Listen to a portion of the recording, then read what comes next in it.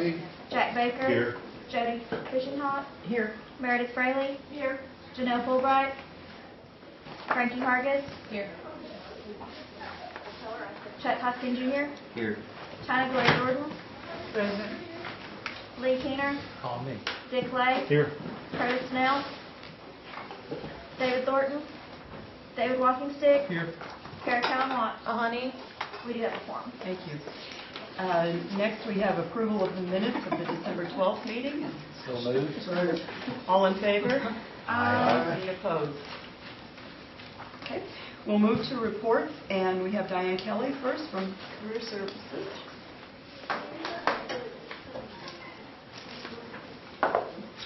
Thank you, Madam Chair. Good afternoon. Good afternoon, committee members. You've got our report, and we're into 2 months of the fiscal year. And looking back at this past year, we met all of our percentages, with the exception of major Cherokee employers. And with the major Cherokee employers, that just never did materialize. It never fizzled, never did anything. So we're basically not trying to do any kind of recruitment, because we did that for over a year. And we only had 1 or 2 people that were even seemed interested. Nobody ever filled out any kind of application regarding that. So we're not even looking at that anymore. The Job Corps got a new project officer. His name is John Osborne. He'll be here visiting us in about 2 weeks. And I got something good news to tell you. We got our stats for this last fiscal year in the mail last Friday. And Jay Littlejohn and Mona and the whole group was probably ecstatic, because we're number 68 in the nation of all the Job Corps centers, and that's one of the highest rankings that we've ever been. And we are the number 1 Job Corps in the state right now as far as the ranking. So we've never been able to beat Guthrie, and Priscilla Mayberry's not real happy about that. She wanted to know how we jumped up there and passed her. So we're excited, because Tulsa and Guthrie are operated by Res Care Corporation, and for us to have just the 1 center, it's normally one of the centers that has about 15 to 20 centers that they're operating. It's usually in the top. Of course, we're not in the top, but for being 68 out of 125, that's really good, and we're real pleased. Staff have worked really hard over there. Kim Carroll was confirmed for the 102477 Advisory Committee by Secretary Solis. She received her letter in the mail this weekend, and she's been serving on that work group for the last several years. So we're real pleased that she got put back on there. And this past several weeks, been working with the VOTEX, Oklahoma Employment Security Commission, Commerce Department, NSU, pulling together data, working on tax incentives, and working real closely with Mike Bailey on potential businesses that we're looking at. So working with the housing. So we're real excited about all of the things that we've been able to do and coming to the table with C&B the last several weeks. So hopefully we'll be able to do some good things with them. I wanted to point out there was an announcement about a job fair. We are doing construction fairs that start tomorrow in Claremore. They'll be in Claremore, Nowata, and I believe Veneta. And then we're going to go to Bartlesville at the end of the month. And C&B announced that they were having this job fair.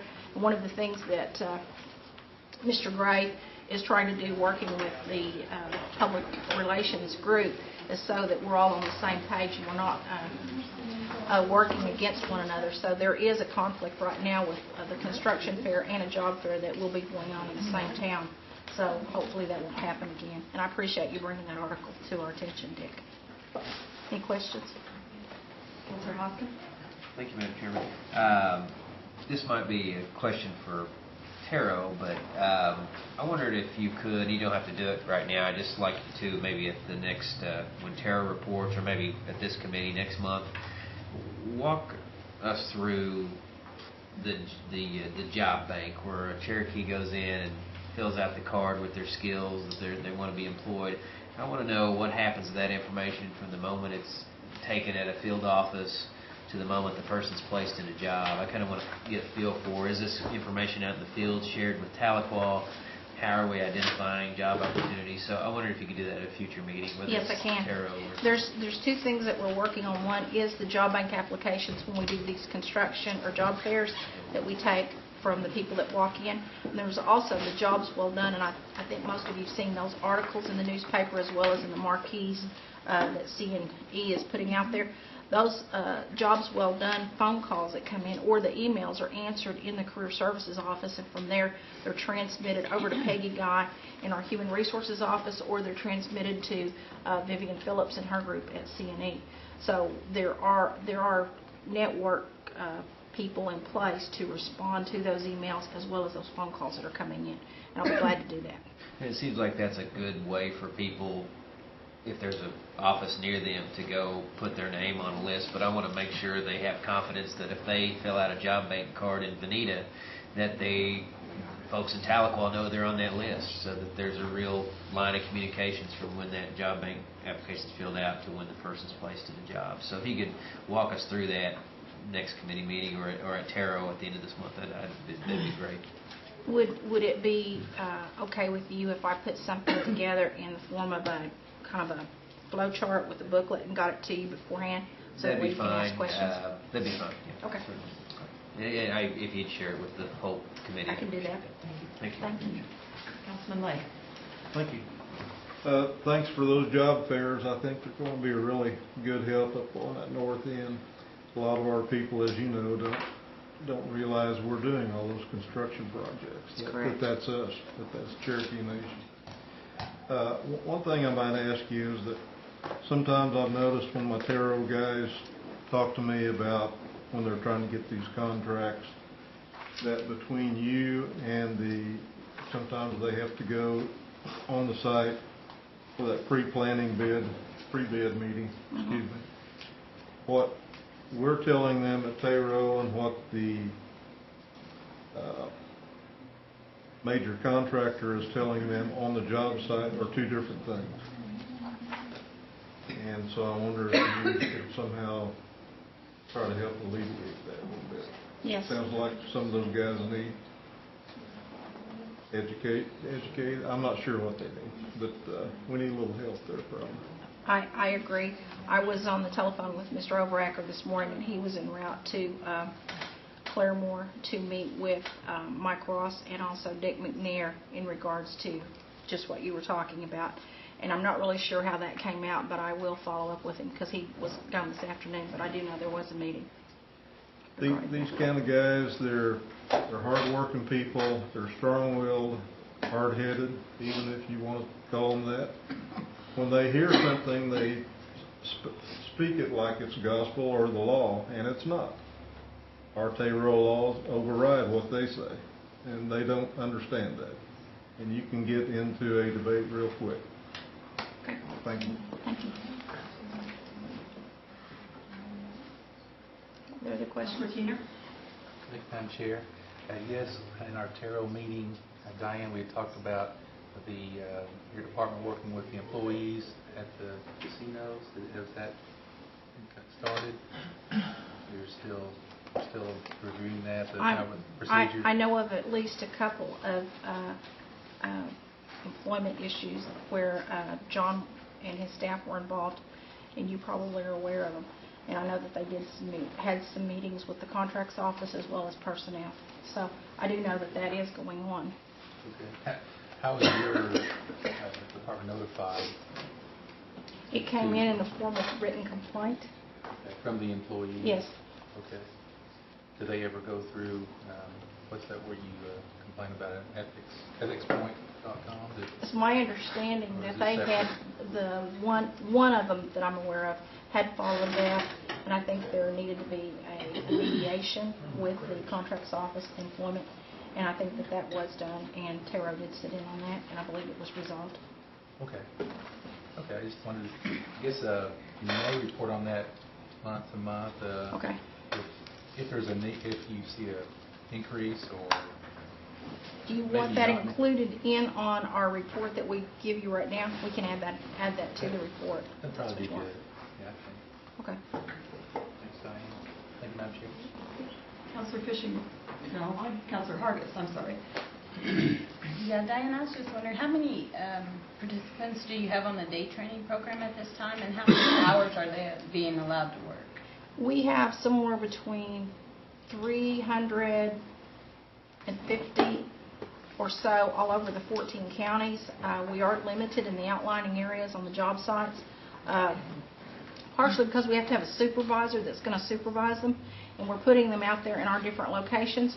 And in the field offices, I'll use Adair County as an example, they may have 90 people applying, and probably over half of them fall into the NAHASDA category, or they fall into that C&E category, because we're using a lot of those slots in C&E, and we have to go with whatever C&E tells us that they will take at the time, or wherever we can place them.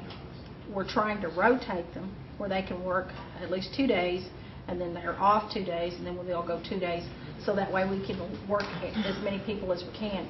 If not, then there's about half of that batch of people that are coming in that we wouldn't be able to assist. And the whole intention of day work was never designed to actually provide, it was employment. It's a training assistance program to help them while they are looking for other jobs. It was more or less a Band-Aid is what day work training was anyway. Now, are non-NAHASDA participants being allowed to work? Yes, Okay, they are. so- She's trying to work a few of the tribal, but we have less money in the tribal than we do in the NAHASDA or in the C&B. So where we have areas that we can get people that qualify for the NAHASDA or the C&B, we're trying to put more of them on because we have less money in that other category. And Adair County, they could probably fill all of theirs with NAHASDA. Right. Okay, one other question. How many of these day training participants have we been able to help find full-time employment? One of the reports that we just gave out, I could get you the report. You may not have been on the council when we gave it out. We gave a breakdown. I think it was a graph or a pie chart that gave a breakdown of how many actually we picked up. I want to say maybe around 130 or so. C&B's been really good. We fill out the 17-page gaming application when we're placing them there at the gaming enterprises, and they go through the checks and balances so that if they work out and a job opening comes available, they're applying for it while they're working on day work, and they've been very successful in obtaining jobs. Councilor Kelly Watts. Thank you, Madam Chair. Diane, I'm getting feedback that we're not making our payments in a timely manner, especially to our tarot vendors. Do they need to go through to tarot, or who do they need to go to? And I don't even know if it's the business or the government. But I don't need to be involved. I need the staff. So who should I have them contact? Since this is on tape, I'm sure that the contracts office or procurement is watching this, which would be Jason Carlin and Dan Duke's shop at C&B, and it would be Rebecca Mitchell's shop here at the government. So I'm sure that they're seeing this stream, and I'm sure that they'll probably address it. But it goes through them. If they have... Send me that contact information, or have them... Yes, they can do that. If you have specific contractors that are not, if you could email those through Dinah Turtle, they can get wherever they need to go. Okay, thank you. Councilor Fishinghawk. And Diane, did you research that? You remember a couple of years ago we tried to implement a policy with Terrell at prompt payment, and it never did go through, and we're going to visit Terrell again. Okay. And can you do some research on that data? Yes. Maybe we can get it passed again. The Okay. second thing is, I got some complaints the same as Dick did on not hiring our Cherokees. And I've got a question. At what point can we just say, hey, I'm getting ready to get your attention, I'm getting ready to jerk the contract, or I am jerking the contract? We've done that. Did you do it, Stan? I don't know. I haven't talked to John. He emailed me and said that he was going to be off the rest of the afternoon after he left up there, and I went straight into another meeting, so I haven't had a chance to talk to him. Well, I get so aggravated because we keep telling them and they don't listen. And what I've always done with my son is I never kept telling him. I got his attention the first time. And after that, he was quite great. And I think we need to get some of these contractors' attention the first time. If you jerk a couple $1 million contract from them, I think they might sit up and listen. And I have no problem taking away from them if they're not hiring our turkeys. Okay. I'll just follow up with him, and I can email you tomorrow if you would like. I'll email everybody. Take Judy with me next time. I'm taking you with me next time. I've got a really well-behaved child. Are there any other questions? You're finished? Mhm. Okay. Councilor Walking Stick. On the day wait, the day work program, Yes, sir. are we having complications on getting jobs provided from CNE at Catoosa and the golf course and so forth? As far as I know, we're not, but I can check into it. In fact, Catoosa is probably the one area where we don't have any problems with getting the job sites out of their location. I've talked to some of your employees and they've expressed concern with trying to get jobs available at the golf course. Okay, you're talking about specifically the golf course, not just CNB in general? Yeah, just just all areas. They said that the availability of jobs there is really low, and they're not trying to work with the day work program. And if they're not, we need to address that. Especially golf course. I mean, golf course is somewhere like we talked about Fountains before. I mean, that's an area that's away from elders and children, and that's a good place for them. But I heard there's denying, or they're not opening any positions up for the day work. Glad to look into that for you, Councilman Walkenstick, to find out for sure. It may be that they are looking at the number of people that we're placing, because they have to have a supervisor at all these locations, and that was one of the things that people were talking about. Could they not work in the evenings or on weekends? And as long as they can provide supervisors, we told them that they could work them on the weekends or they could work them at night. And CNE told us that they were going to look into that, but we haven't placed any on the weekends and we haven't placed anybody in the evenings. And if they could place them on the weekends and the evenings, that would help us with some of those numbers. If you have an issue with that, just please let us be aware of that. Okay, be glad to. Any other questions? Councilor Watts? No, that's it. Thank you. Thank you. Are there any others? Okay, thank you. Next, we move to the group leaders report, and Dr. Morton. Thank you, Madam Chair, and hello, council members. You have our report, and if there are questions, I'd be happy to attempt to address them. Would like to add one thing before I'll forget it if I don't do it now. We do have the annual science fair scheduled at Northeastern State University on January the 28th. The awards assembly will be about 6:30 in the evening. If you'd like to see some of those projects, the best time to view those would be shortly after 1 on that day. Councilor Baker? I just want to say I like your format of your new consolidated report. Very good. Thank you. Councilor Watts? I think you were before me. Go ahead. I didn't say. I'm sorry.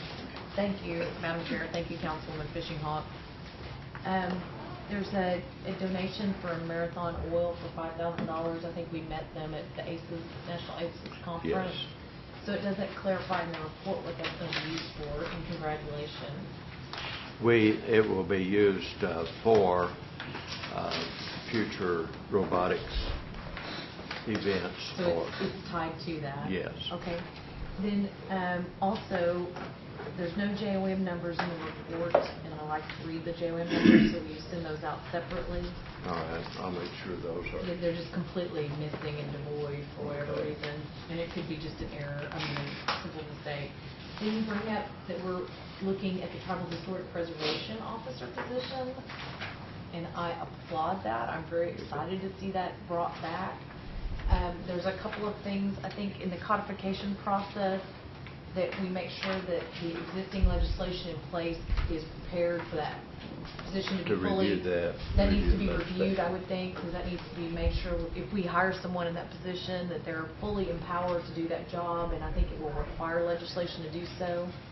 I don't know that our existing legislation is adequate, and we need to look at that and review that. Very good. But the other thing is that'll be a position that's opened and it'll be competitive. Is that correct? Correct. So it'll be posted online and there'll be a process for taking resumes. Okay.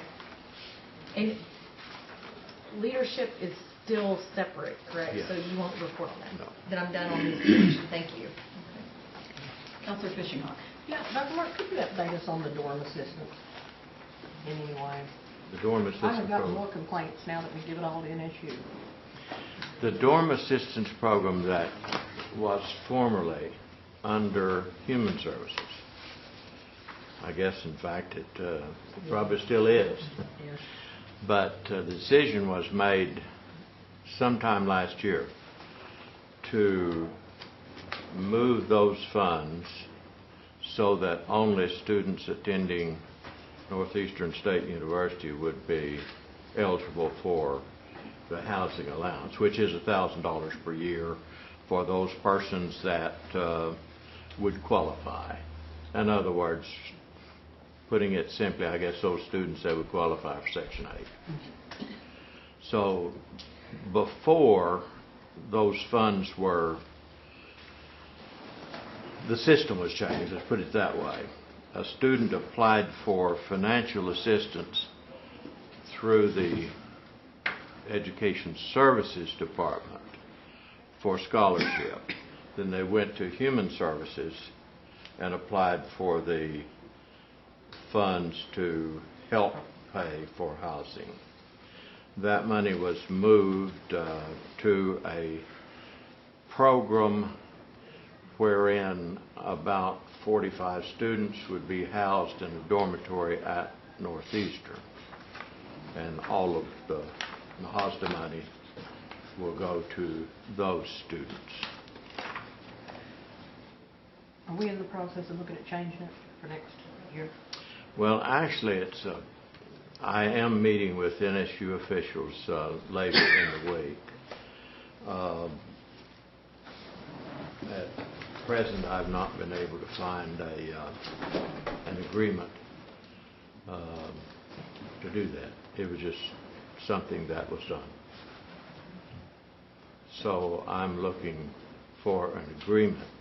We do have a certain obligation to the students who were recruited for that program, and their performance has been fabulous. Out of the 40-some students, 43 students, something like that, that we're funding through the scholarship program, with the addition of the housing allowance, and are housed in one dorm, one floor of one dorm at NSU. It does not appear that we will lose any of those students, and that is really good. What is not good is that I really can't plan anything unless I have a planning document. So I'm still working on that one. And I got a question about the motor vehicle scholarship. Okay. Has any of them been awarded? What's going on with them? 24 applied, 14 were awarded. And 14 was awarded. How much were they? Actually, I should have watched that, not necessarily the JOM report, that it is administered through JOM. I have the names of the schools that were awarded, if that's what you would like, and I'll make sure I get that. In fact, I have it with me today, if you'd like to. Thank you. I would just, I'm going to interject here for a moment along your, about the scholarships to NSU and the housing altogether and so forth, or the housing assistance, I should say. This is the Cherokee Promise Scholars Program that we're talking about, and that has been discussed in this body repeatedly over the last 1.5 to 2 years. My understanding about this is that the 40 to 45 students who are in this, that this is a pilot project, and that we have talked about that in this body for the last 2 years, this being a pilot project, and these kinds of remarks about it's all going to NSU, that this was never intended to be permanently the situation, that it would only go to NSU, that this was a project that if successful, this would be expanded and extended to other universities as well. And that part of this project was about retention, because as we all know, 80% of the dropout comes within the first year approximately that they're there. So if we have retained every single one of them after the first semester of this project, that would tend to indicate that this is something that is working fairly well. So I think the characterization of this project as one where it's all simply going to NSU, and that's, there's something inherently unfair about that. As a pilot, yes, maybe that's so, but that's how you do pilots. You test it out at one location, and that's essentially what's being done here. I don't think the intent was ever to keep it exclusively and only and forever at NSU, but to expand on that and I'd like to make clear that I believe in that type of project, and in fact I ran one time where we've housed Native American students in one dorm. The part that I'm not clear on is some type of agreement to rehab dorms. The program I have no problem with whatsoever. Well, I remember that being discussed in this body several times over the past few years as well. The other suggestion I would make is that the Cherokee Nation Foundation is also involved in this project, and that might be another place that you might inquire as to an agreement. They may have the agreement would have to be with Cherokee Nation. But they may have a copy of something, if NSU or Cherokee Nation cannot and again, immediately locate it. I will have that cleared up at the end of the week. So thank you for letting me interject here. But Councilor Hoskins? Oh, thank you, Madam Chairman. I think it might be this week, but Coffeyville Community College has a Native American leadership meeting of sorts, and I was wondering if your office was going to send a representative or had been in contact with them. Taylor Davis was the representative of Coffeyville Community College. I don't believe so. Okay. All right. I saw a letter that I was copied on. I don't know that it went to you guys, but I'm going to try to attend. I think this is the second year they've had it, but I know they want to build a relationship with Cherokee Nation down there. There have been some issues in the past, so they want to correct. Oh, I'm sorry. I believe I misunderstood you. Association with whom? Coffeyville Community College. Oh, yeah, I misunderstood you. I plan to be in Coffeyville on Wednesday. Okay, great. To talk about that program. Okay, we once had a very viable program with Coffeyville. And I'm sorry, I misunderstood. Okay, that's fine. No, it's good to hear. But yes, I will be in Coffeyville Wednesday when they have their invitation day for Native American institutions and so forth. Right. But we had a fantastic program with them a few years ago. Okay. And hopefully we can rebuild that same program. Wonderful, wonderful. Thank you. Okay. Councilor Walkenstick. And Dr. Morton, I was just going to talk about the Section 8 housing again. Is there any contracts, you said, with that, or is this something that you can find out? Well, it's something that, again, the program part is operating wonderfully. I just need to make sure that we do not have a long-term financial obligation beyond the program. Okay, yeah. Beyond paying for housing, food service, and tuition and fees. Because we gave them about $700,000 to fix up Haskell. Well, that number has been floated around, but again, that's what I'm talking about. Yeah. That's still a hazy figure. Yeah. Again, let me make sure that everyone understands. I have no problem with the program. The program's working. It's I want to make sure that we do not have a long-term financial commitment beyond the program. Yeah.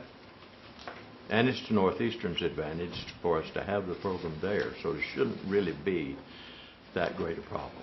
I talked to Commissioner David Sutherland earlier, and he said that there's $700,000 that's appropriated for Section 8 at Nahazda for the college students. And he said we probably used close to $70,000 of that. Yes, we used about 54,000 of that for actual student costs. Okay. And that would have included some minor, not remodeling, but minor redecorating, putting up signage and so forth. Okay. I was going with contract. That's what I'm concerned about. Yeah, but I just want to make sure that we do not have a long-term construction project, Okay. or that we're obligated beyond the pilot Yeah. four-year program. And again, the program is working wonderfully. We're on For our our second year of the pilot, This is our first year. our first year. Okay. And again, as the chair pointed out, in addition to those students that are funded by the Cherokee Nation, there are other students, I believe 5 perhaps, funded by the foundation, which is in addition to what we're funding. But the program, if in fact we can get through 4 years of this program with less than a 40% dropout rate, then we're knocking the top out of the national stats. Yeah. That's all. Thanks, Okay. Councilor Gloria Jordan. Yes, if you're able to retrieve a copy of the agreement with Northeastern in whatever form that might be, would you mind sharing that with this body? Be happy to. I have some concern that this body has never seen any sort of agreement to tell us beyond some minor construction that we were led to believe needed to happen to that one floor, and that we would be sponsoring students either 1,000 or 2,000 to assist them in living on that floor. I think we were somewhat in the dark as to what the total $700,000 was for. Specifically, it's been rumored that it might be used for some instructional payment, that we may be, in fact, throwing in some money to pay instructors, and I would like to know more about that. Very good.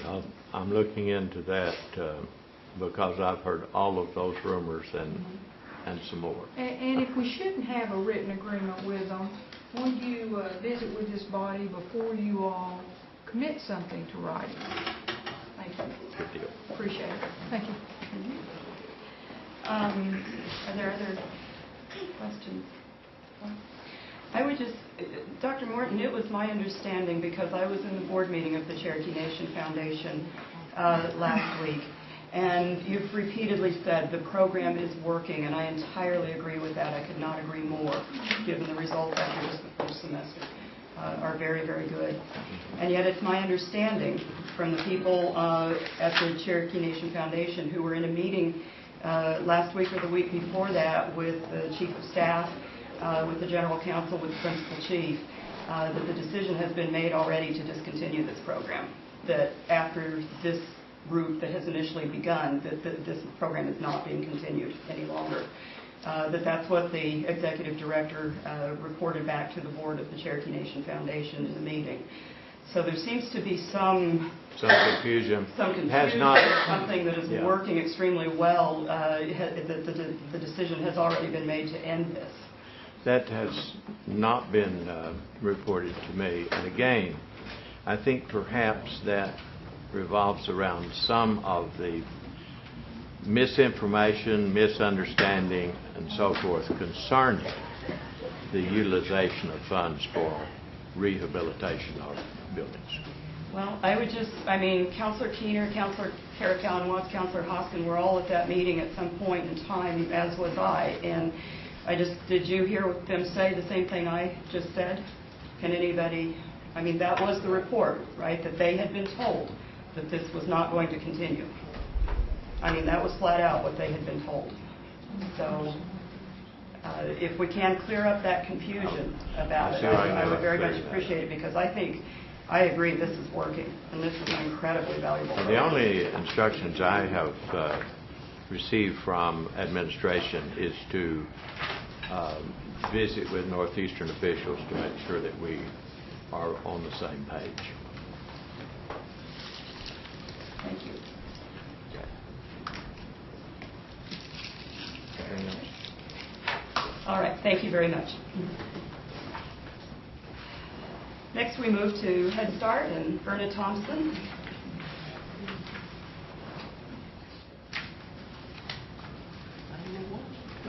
afternoon. Good afternoon. I'm here to answer any questions you might have on my written report. Are there questions?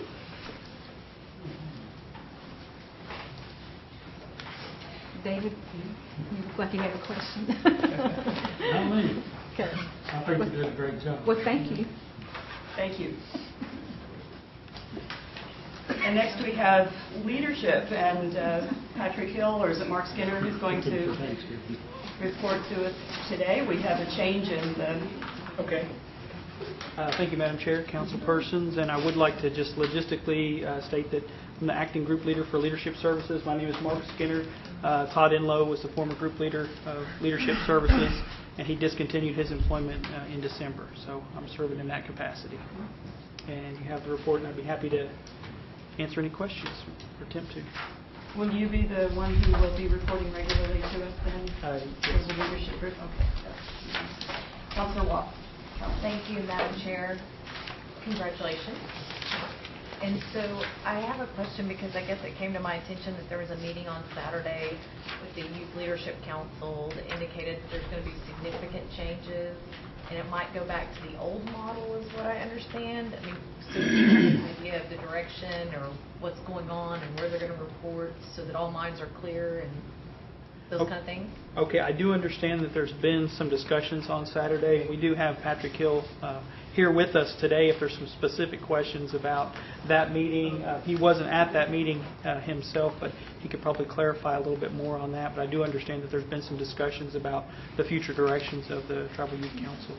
I would appreciate understanding so that there's no misinformation and that I get facts rather than either the way people interpret it or what the hearsay is maybe. Okay, so if you prefer, we can type something up and submit it to you, or I can ask Mr. Hill to come up and maybe answer some specific questions. If there's a general summary, I would like that time taken now, and then when the final decisions are made, I would like to make sure everyone's informed so that all youth throughout the 14 counties and at large have equal opportunity and a fair shake at participating. Okay. Well, I can give you kind of a little bit of a synopsis of what's occurred. The 2011 council was set for terms for 1 year, and they were their plan was to extend their terms to 2 years. We were on a 2-year cycle because Unity's 2-year, NCII's 2-year, and for each of the students to have the opportunity to serve in a representative capacity, they have to serve a 2-year term. So they were going to revert back to 2 years like they were for nearly 20 years. It wasn't until the last 3 years that they went to single-year terms. And so middle of last year it was determined that they were going to go to 2-year terms, so they were going to vote to change their bylaws and extend their terms to 2 years. And they were unsuccessful in ever amending their bylaws. So at the end of the year, they were all per se relieved of their services at that time.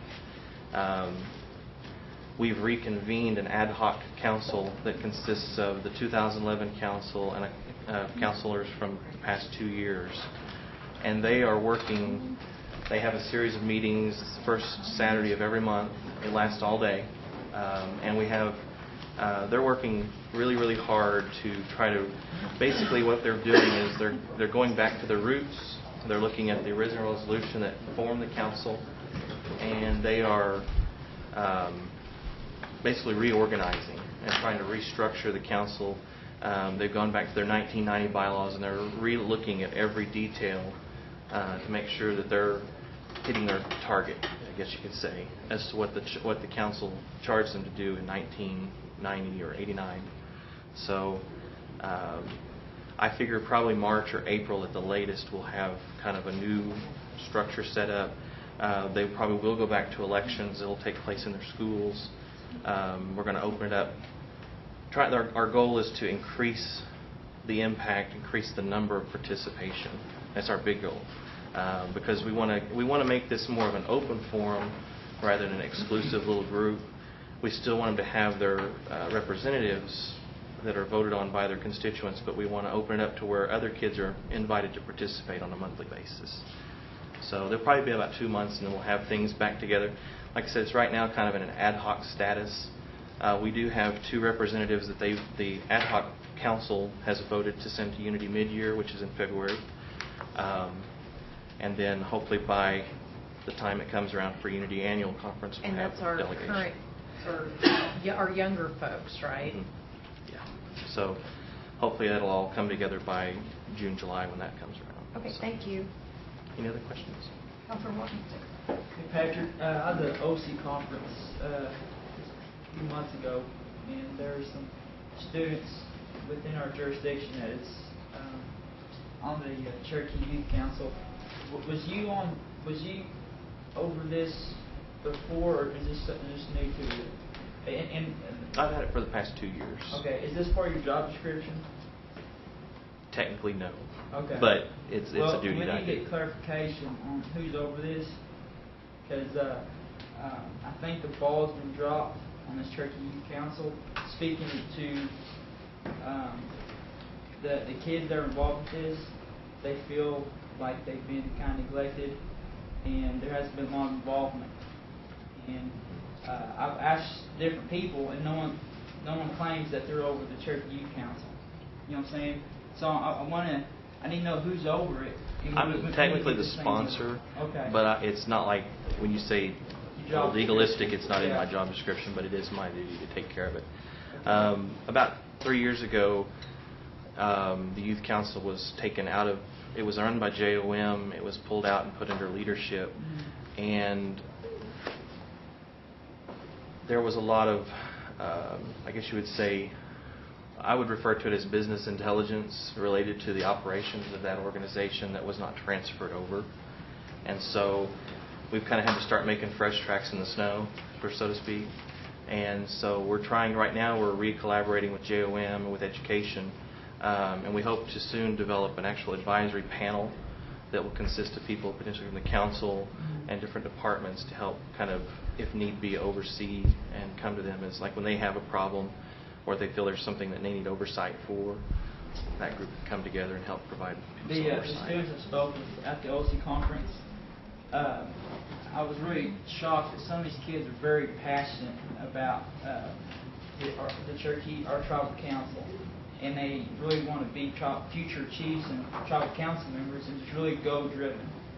And see these kids not get served and have the opportunity to be a part of this, it's kind of punishes them, or so we really need to really put a big emphasis on this, because these are our future leaders in our tribe. I think what happened is that when it pulled out of JOM, it lost that connection to the schools, because it is deeply rooted in JOM and with the partner program.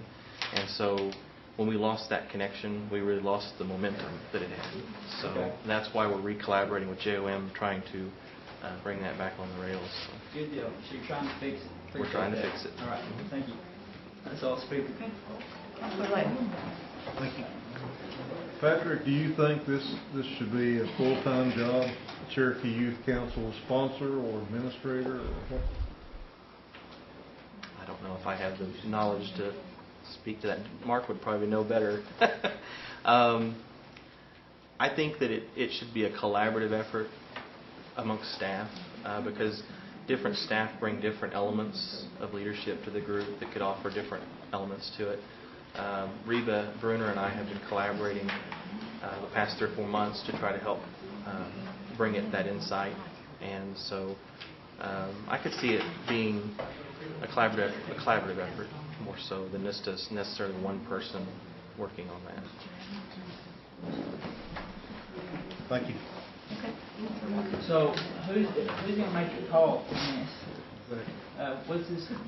What's your name, sir? I'm sorry, Mark Skinner. Mark Skinner. Are you going to be the one that's going to make this happen? The Cherokee Youth Council, and who's going to be over it? And because I'm hearing it's up in the wind, I'm hearing different things. Like we need black and white. It needs to be clear on who's going to be directing and leading this group. Sure, and I think historically the role that we have, and when you say over the youth council, it's sort of my understanding in the time that I've been involved with it is it's sort of the youth council. The children, the young adults are in charge of it, and we serve in an advisory capacity. So as far as will I be involved, as far as going forward, making sure these changes happen to make sure that we're successful, I'll absolutely be involved in that. And so if you need a contact person, or if you need somebody to say that they're, I guess, in charge of making sure that as we move forward, some of these things happen, for now, that is me, yes. And what Patrick said is correct. We'll be collaborating with the folks that have worked on it in the past, and any other parties that do have some interest and some knowledge about things that we can do to make it successful, because we all want it to be successful. And I might add as well, is we've kind of made an all call. We've tried to have the youth go out into their communities and open the door to any youth. So if you know of any youth that want to participate in the reorganization, it's open to everybody. We want as many youth as possible to show up to the meetings to discuss and get things planned out, because those will be the kids that then, when this starts a re-election process in October, which is when we'll probably go back to elections, it'll open back up, and those kids will want to be involved in the election process. So. Okay. All right, appreciate you guys. Okay. That's it. I would just jump in to reaffirm that. I think that in my experience of working with them, advising them myself, as many people in this body have from time to time, this is a fairly autonomous group. It's not really a top-down sort of structure with them. It's more self-directed as a group, and then we, you, us, everybody, advises them as called upon, but they really sort of manage themselves. Mm-hmm. Yeah. Councillor Lay. Well, I appreciate that, and that's probably the way it should be, but I hear this word collaborative, and that means nobody takes the full responsibility. If they start calling people, do they call 10 different people to ask for one thing? There's got to be one point. They call me. Okay, I'm the one. I've got a chair right here, and I look to her for guidance. Yeah. They look to who for guidance? They call me. Well, do they know this? Oh, yeah. Okay. Oh, yeah. Okay, that's all I need. Thank you. And then Patrick directs them to us, because I got an email from a young man just 2 days ago that had been directed to me from you, so, yeah. Okay. Thank you. Yeah. Are there other questions? Okay. Is that it? Thank you. No other questions for leadership services? Okay, thank you. Okay. We will move on. We move to old business. There is none pending. We move to new business. We have 2 items here. The first is an act amending Legislative Act 3107. Councilor Walkenstick, do you want to present this, please? Yes. This is an act amending Legislative Act 3107, providing higher education scholarships to Cherokee Nation students. And pretty much the main objective of this is to get funds distributed equally among Pell and non-Pell applicants, and for at-large applicants that are just Pell eligible due to the self-governance funds that we receive, which is about $500,000, and for just living outside Cherokee Nation jurisdiction. And so anyways, I just make a motion to approve this. Second. We have a motion and a second, and discussion is open. Councilor Hoskins? Thank you, Madam Chairman. I have a question for the councilman. Is this essentially change or reverse the change in policy that occurred within about the last year to adjust the amount of money that went to Pell eligible students? Is that the aim here? Yeah. The perception of the community is that your Cherokees, their parents that make a lot of money, get more money, and the Cherokees families that don't make very much money get the lesser amounts of money. And so we're trying to get this, and I'm a director of Indianette in Muskogee Schools, and I deal with 41 tribes in my school district. And all the 41 tribes I deal with, they don't have a Pell and non-Pell. They don't discriminate on the economic status of the student. And so we're trying to get this straight across the board evenly, that our kids get the same amount of money. So I appreciate that, Madam Chairman. I mean, from what I read in the news, they're going to tighten the belt on Pell as it is. So we have the lowest income students who are going to bear the brunt of some budget balancing and deficit cutting in Washington, which is a source of outrage for me. But that aside, this seems to be a good way to make it equitable. So I appreciate the councilman's leadership on this. Thank you, Madam Chair. Any other? Councilor Keener? Thank you, Madam Chair. Well, I just got out of the impeachment committee meeting this morning, the subcommittee, and we talked about definitions and so forth, and I just need some clarification. The 4,000 would be per academic year, so that would be 2,000 a semester. Is that how we're going to administer that? Yeah. Okay. And there's no requirements? The higher education have requirements. GPA and okay. So scholarship awards should not require demonstration of need. So requirements that's not included. That's a different need. Yeah, we're going to let the administration do the requirements on this, which this is already in place. It just right. funds the it gives the advantage to the more money to the Pell or the non-Pell students. And so if there's no demonstration of need, do you think we should call this a grant instead of a scholarship? Either or. I may make some amendments to this. Friday, I met with Dr. Morton, and we kind of talked about the needs, and I need to make some amendment to this piece of legislation. Councilor Watkins, can I recommend, since we are late on time and the amendments need to be made, would it be feasible at this time to table this for 1 month until you can make those amendments and bring the amended version back to us for discussion? I appreciate that, but I'm going to have to decline. We need to probably going to get this amendment going and just get it moving forward. Would someone like to make that in form of a motion? I move to table. I'll second. We have a motion to table and second. All those in favor, say aye. Aye. All those opposed? Aye. Okay, roll call, please.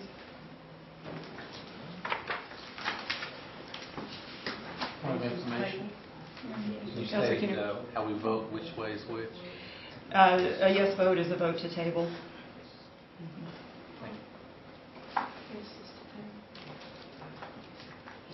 Hannah Gloria Jordan, No. Lee Keener, Yes. Dick Lay, No. Curtis Snell, No. David Thornton, David Walkingstick, No. Kara Cowan Watts, Yes. Bill Anglin, Yes. Jack Baker, Yes. Julia Coates, Yes. Jody Fishinghawk, No. Meredith Fraley, Yes. Janelle Fulbright, No. Don Garvin, Frankie Hargis, No. Chuck Hoskin Jr. No. Call for the question in its present form. Point of order, I was already I've got people on the list recognized, already, and and I have a number of Councilor Keener questions. still has the floor here, so. Thank you, Madam Chair. Well, I think this body really needs to discuss the details, and you say you have another amendment to... Again, I think call for the question takes preference over everything. Call for the question is a motion to end debate. It does take 2/3 majority to end debate. So So we're calling the question on something that even Councilor Walkingstick has acknowledged needs amendment. Is that correct? They have the right to make the motion, but it takes 2/3 So in if the this form. passes, it will pass in this form. Well, Mr. Hembry, Yes. he was supposed to amend this for me, so we're going to go ahead and amend it in this meeting right now. And I'd like to make the amendment for the purposes where it says... Point of order, We have a motion that supersedes all of that we That's need to right. take a vote on, which is to call for the question. Exactly. And he is out of order because Lee Keener has the floor, and then I've been recognized as next. Yes, a motion has been made and seconded. It takes precedence, and it takes 2/3 majority in the affirmative to pass. We need 2/3 to table. I have a Table- motion, I don't know that there's a second, if China is making the motion.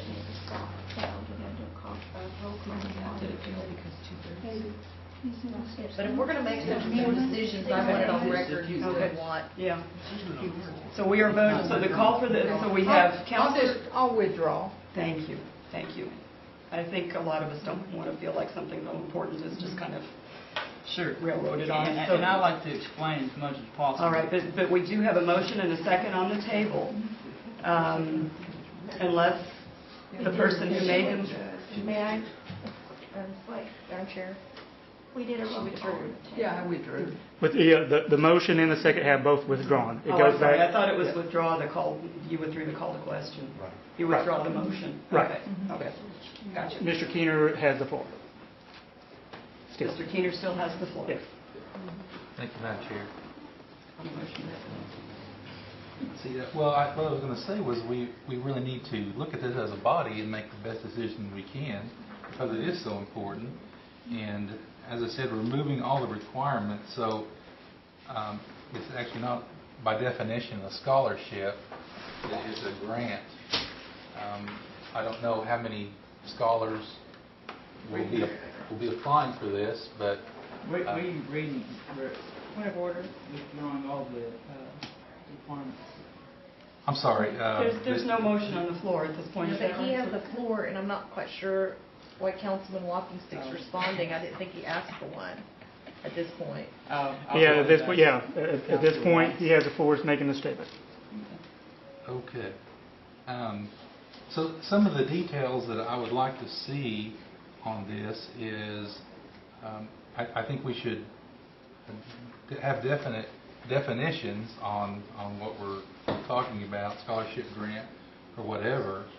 And then some of the, and personally I think we should have some kind of requirements, which is separate from need, of course. And then how often do we take the applications? Is it once a year or twice a year? If we're going to go online, shouldn't be any problem to have it twice a year.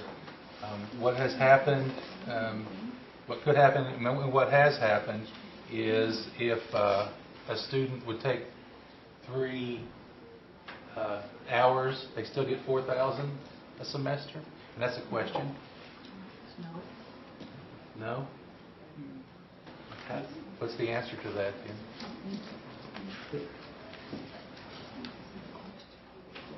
That's a question. I know how. That's a directing. Okay. Yes. Okay. It's based off, if you're 6 or less hours, you're considered half-time or part-time student, and 12 or more hours, you're considered a full-time student.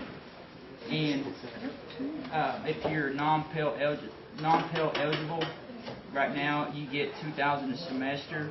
If you're a part-time, it's $1,000 a semester. And if you're Pell eligible, then I got there. Yeah, if you're Pell eligible, and if you're full-time, you get $1,000 a semester.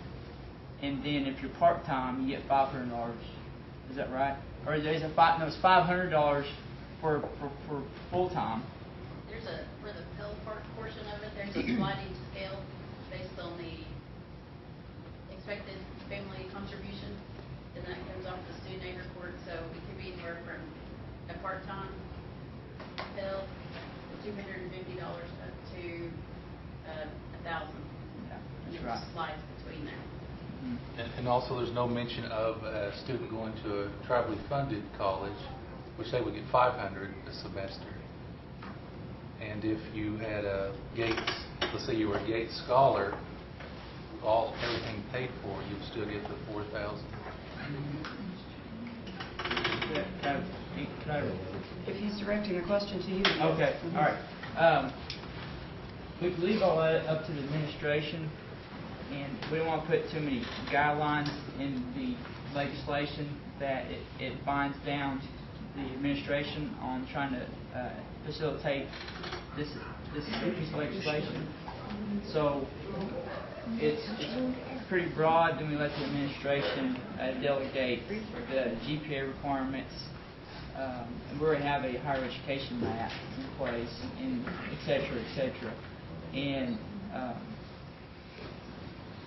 but does that kind of answer your question a little bit? Kind of. Madam Chair, may I ask Dr. Morton a question? I'm not sure. We get Dr. Morton Right. up here. Ask Dr. Morton. It's up to Mr. Keener as to who he wants to direct the questions to. Come on up. So if you would like to direct it to Dr. Morton, that's... I think there's some confusion concerning the amount of the award and the qualifications for receiving the award.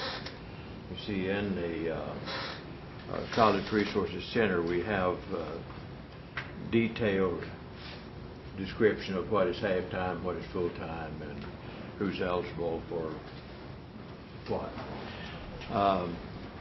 As I understand the legislation that Councilmember Walking Stick has brought forward, it simply moves the program from the need-based program that we have now, that we've had only for this year, back to the old system that we've had since it started, of a flat amount of money based on citizenship instead of based on need. The based on need means that a student could receive anywhere from $250 to $2,000 per semester. The need is based on the parent's income tax return. That in itself creates some problems. And we do have some persons who are the legal representatives of a student who fail to provide that student, so that student's out. We have others, just to give you an example of some of the confusion concerning the need-based. Children of siblings. First cousin may be receiving $250, another first cousin receiving $2,000. Causes some problems at family reunions when they get to comparing those. So the program that was initially instituted by this body a long time ago, was about $300 a year, something like that. So the amount has grown until last year. The program was implemented on a sliding scale based upon the student's qualification for federal financial assistance. So since we are providing, Cherokee Nation, providing a small amount of that money anyway, it gets a little bit confusing at times. But as far as who gets what, when, I would hope there would be no changes in the administrative procedure, and I can get copies of that to all of you. So I think the basic question is, do we go through the rather complicated need-based program, or do we provide money simply based on citizenship?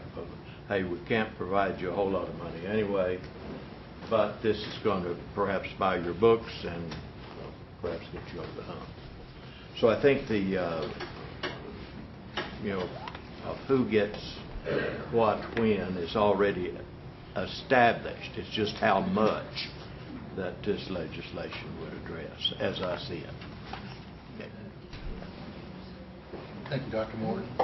Just one comment is there is limited funds, so I would hope that we would be able to maintain this level of assistance if it's enacted.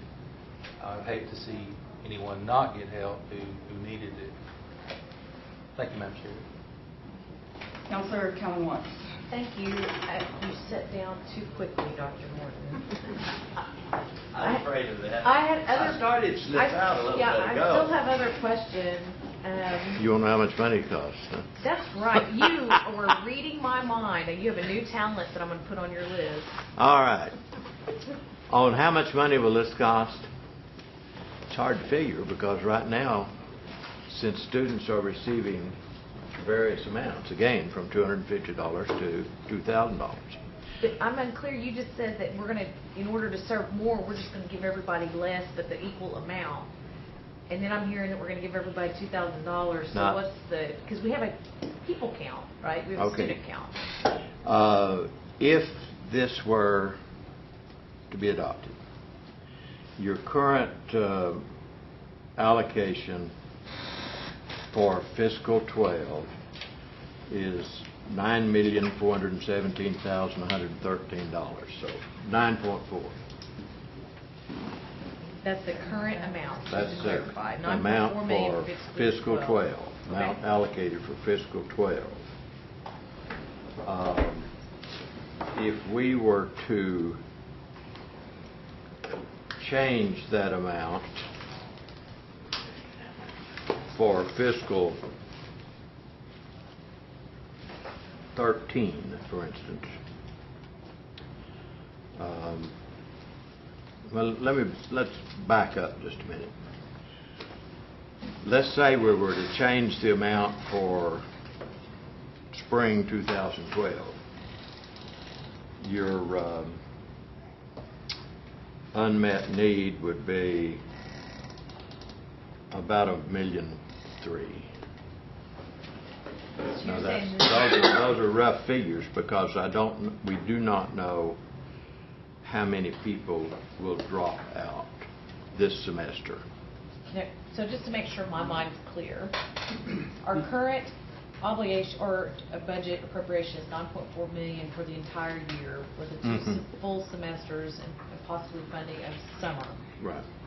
But just the spring semester, or no, we would be on the fall of 2012. If this became school semester, it would be an estimated for that one semester additional $1.3 million. That would be no, let's suppose that this went into existence the spring semester. Then Okay. your unmet need in This semester? fiscal 12. Are we on spring today? Yeah. Okay, so fall. For fall. 2012. Okay. Yeah. Your steady state, let's suppose that next fall's enrollment is about the same. It would be about 1.3. And have we identified a source for those funds? Because I know, I don't feel like we're meeting our contingency reserves right now, which is still up for debate because the treasurer hasn't responded. Because we have not. Okay, so there's no identified source of funds for the additional 1.3.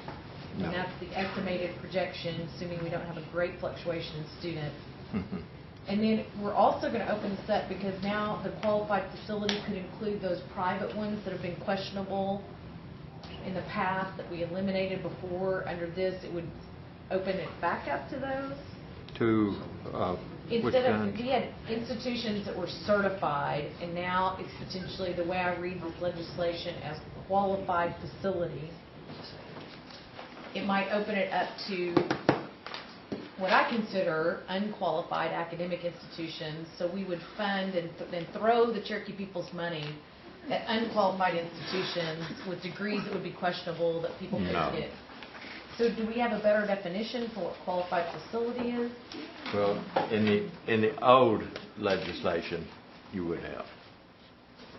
But not in this. And we no longer have a self-help component, which is also required for law. I hope that we would keep the self-help. So what I find it interesting is we're giving up powers from this body as a check and balance. Because in the past, we've always had it that your department would kindly come over, very graciously present what the actual scholarship process would be, so that there was a level of comfort and knowledge on our side, and then we would approve it in partnership with the executive branch. But with this legislation, we're giving up that power and ability to do that. I would hope that that our current regulations, our administrative regulations, which you have approved, would be unaltered. Only the amount of money that the students receive under this, as I see this legislation, I don't see this legislation changing any of the administrative functions of the office. Okay, so I have two more questions, especially in light of that. Okay. So it looks like we're doing twice a year, so we're creating double the workload in that aspect, that we're going to take applications not once a year, but twice a year now. Well, we actually do take a few at midterm now, but our main funding, of course, is for the following fall. So the one time a year Yeah. primary. Yeah, that's primary. Okay, so, but we're going to save staff resources and time because we're not going to have the sliding scale. Right. And everybody will get the same amount, but it won't be $2,000 because we can't fund everybody. That would be whatever this body says. So, and no, we're not specifying anything. Oh. Okay, I just, But I'm not comfortable with this. your steady state, and that is not even taking a guess at how many people are going to drop out. You know, if I were to take a guess, I'd guess that 400 that were funded this fall will not be in the pool for funding this spring, which would, at 2,000, but we don't know how much those are, because they could have received 2,000 or they could have received $250. Don't know what that mix is yet. We won't know that until we're through with the current funding cycle. But our best estimates on your unmet need, if it went to $2,000 per semester, would be about $1.3 million. So you think that's the worst case scenario for the budget impact? I think it's reasonable because I didn't even build in any dropouts. Got a 10% increase next year. And that's funding them, everyone at $2,000, but because we're removing, so a millionaire who's a Cherokee citizen could come get $2,000 a semester for their children, their youth, their students, or a millionaire themselves could apply for that money, and that would increase because we've taken that threshold away, and those people that now have been denied will come back. They will, instead of getting the $250, they'll get $2,000. That's the Pell. That's folks with low income, but we'll probably add people because the millionaire can come back and get that $2,000 now. Is what potentially. Okay, very good. Thank you. You really can.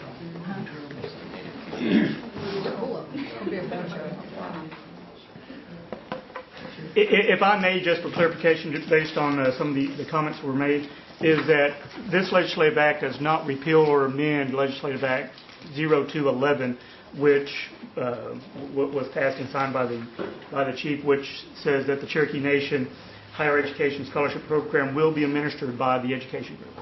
So that does not change. What the substantive change in this act is, as just stated, the increase of money to all applicants. The administration of it still stays the same.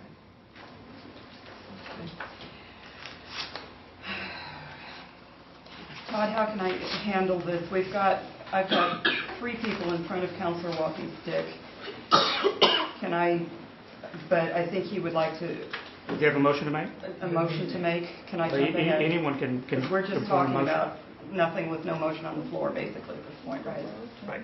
If there's a motion to make, you can entertain anyone making a motion. I will let Councilor Walking Stick go ahead to make a motion. Perfect. All right, on section 2, under the purpose, at the end of the $4,000 per academic year, add inside the higher education scholarship boundary map and Pell eligible students that are at large. Did I repeat that? inside the higher education scholarship boundary map. Where? Inside the higher education scholarship boundary map, and Pell eligible students that are at large. It's at the end of section 2. And the other amendment is on section 5. It says Cherokee Nation students who are eligible for Pell and non-Pell. And non-Pell, after Pell. And then the same thing after the $4,000 per academic year, or equal distribution pending the allocation of the council's budget.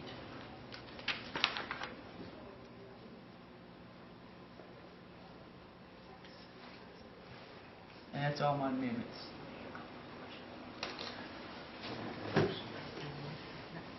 And so your motion is to move, is to pass this with those amendments then? Yes. I second it. Okay, and we have a motion and a second. Now we will be open for discussion, and I will turn back to my list, I guess, and Councilor Fishinghawk, you are next, if you'd like to. Dr. Morton, is this not the same thing we had a year or two ago? This is, yes, this is exactly the same. It's the exact same thing that we have operated under until it was changed a year or two ago. Yes. Okay. Now remember that the administrative aspects of it have not been changed. No. The same as under this administration as it was under the Smith administration. Yes. The same as it was a year or two ago. Right. Don't see why we're having a problem with it, folks. The only thing that changes is it changes from the way it's operated Now, this year. no. Well, I would comment that the amendments clarify that a great deal. Previous to those amendments, it wasn't clear that this was the same thing as, so Well, I think if we'd let him go with his amendments first, we could have avoided about the last 40 minutes. That's all I have to say. Councilor Gloria Jordan. Can we call for the question now? I would like one clarification first. I've got 2 more people that want to speak. Would you indulge those 2 people? I think we are much more clear now that the amendments are there. I don't anticipate this is going to go on much longer, but I'll withdraw it one more I time. much appreciate that, Councilor. Thank you. Thank you. This is important, and I know that we've got another meeting, but I would like to go forward with this. Councilor Fraley, you are next. I just have one question. Dr. Morton, have we done any financial projections under this new plan? And if so, how far ahead have we forecast?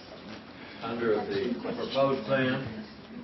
Yes, sir. Under this proposal? Yes, projected only until budget for FY13. Okay. Do we normally do a 4 or 5 year projection? And it's, I've not done that because it's a moving target.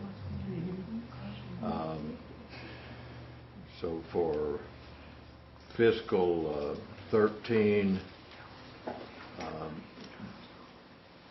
anticipating probably about a 10% growth factor. We don't know what's going to happen. For instance, Sebastian County being added, I really don't think is going to have a major impact, nor is the extra county in Kansas, because the number of students from Benton, Washington at present are minimal. So I don't think the extra territory is going to impact that much, but fiscal 13, it would, based on the current year's budget, it'd take about $4 million more. Thank you, Madam Chair. Councilor Hoskin. I withdraw, Madam Chair. Thank you. I'm going to cut it off. I'm sorry. Yeah. Okay. I have one question. I have myself on the list.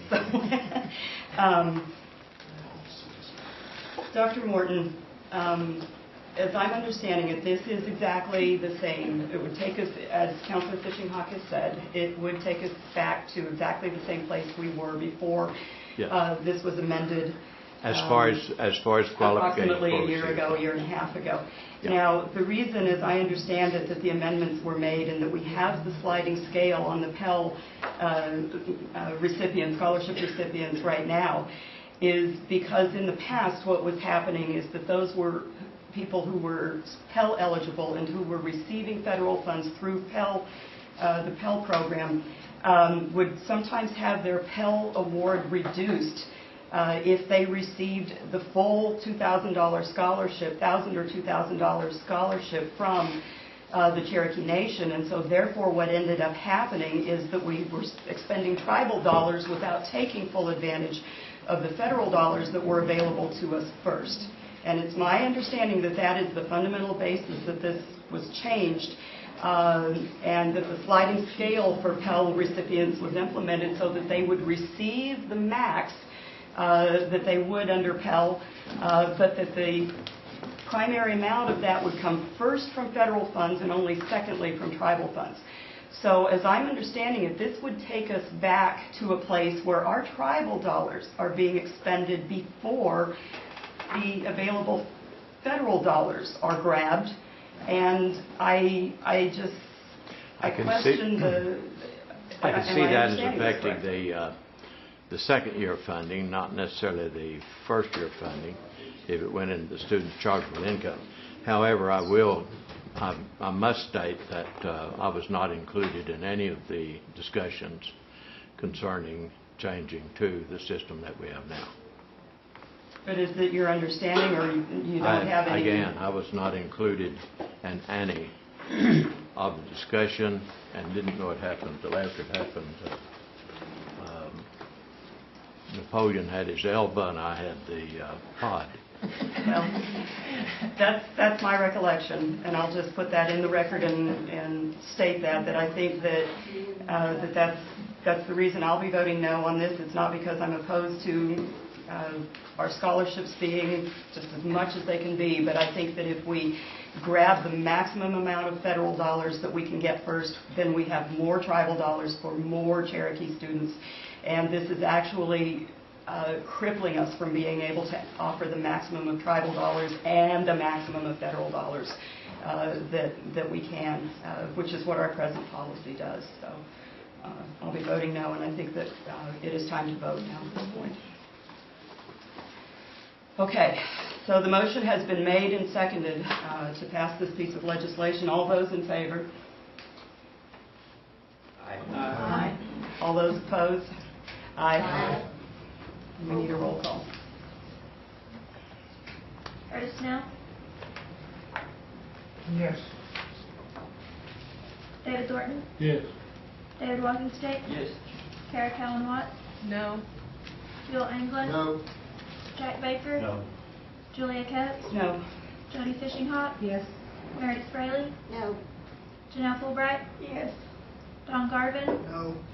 Frankie Hargis, Yes. Chuck Hoskin Jr., Yes. China Glory Jordan, Yes. Lee Keener, No. Dick Lay, Yes.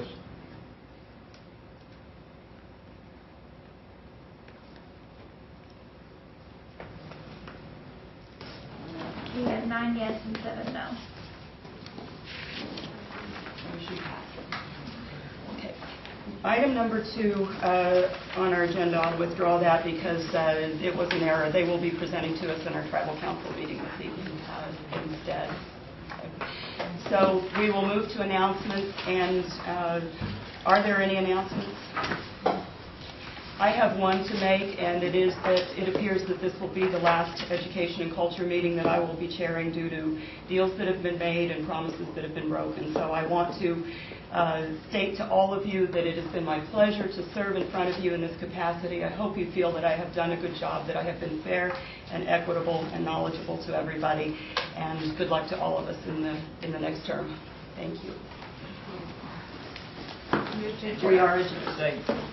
All those in favor? Aye.